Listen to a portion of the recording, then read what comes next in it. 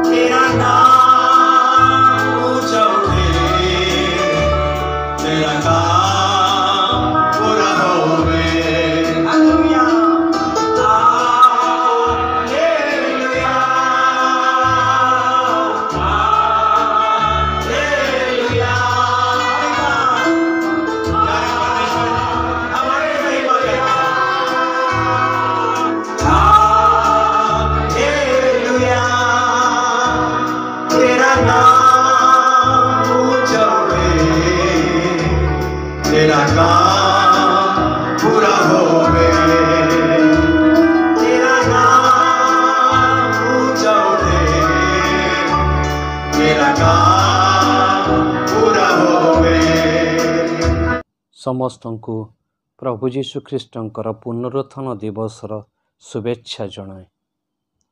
आसु आमने देखिबा पवित्र बाइबल रे प्रभु जीशुंकर मृत्युरु पुनरुत्थान संपर्क रे कौन लिखा जाए। विश्राम बार शेष हेला उतारे सप्ताहर प्रथम दिवसर प्रत्युषरे मगदलेन मरियम और अन्य मरियम समाधि देखिबाकू आसिले। आउ देख महाभूमिकंप हेला, कारण प्रभुंकर जड़े दूत स्वर्गरु ओह्लाई आसी सेई पथर खंडिक गड़ाई दे ताहा उपरे बसिले। तांको रूप बिजुली परी, तांकर वस्त्र हिम परी शुभ्र वर्ण थिला। पुणी तांको भୟରେ प्रहरी माने कंपमान होई मृतवत हेले। किंतु दूत स्त्री लोक मानकु उत्तर देले, तुम्हें माने भय कर नहीं, कारण तुम्हें माने जे क्रूसरे हत जीशुंकर अन्वेषण करुअछ ताहा मु जाने। से एठारे नाहंती, कारण से जेपरी कहिथिले सेहीपरि उठी अछंती। आस, से जेउठारे शोइथिले सेही स्थान देख। आ तुम माने शीघ्र जाई तांका शिष्य मानकु कुह, से मृत मानक मध्यरु उठी अछंती। पुणी देख, से तुम मानकर आगे गालिली की जाउअछंती। सेठारे तुम माने तांकर दर्शन पाइब।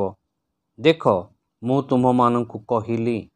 किंतु एकादश शिष्य गालिली की जाई जीशु जो पर्वत विषय से मानकु कहिथिले सेई पर्वत को गले।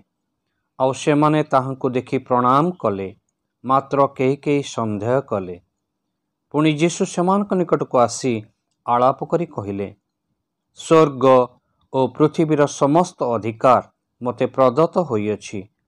अतएव तुमे माने जाई समस्त जातिर लोकंकु पिता, पुत्र और पवित्र आत्मा नाम रे बाप्तिस्म देई मु तुम मानकु ज्यों ज्यों आज्ञा देइअछि सेही सबु पालन करबाकू शिक्षा देई सेमानकु शिष्य कर। आउ देख, जुगांत पर्यंत सदा सर्वदा मु तुम मानक संगे संगे अछि।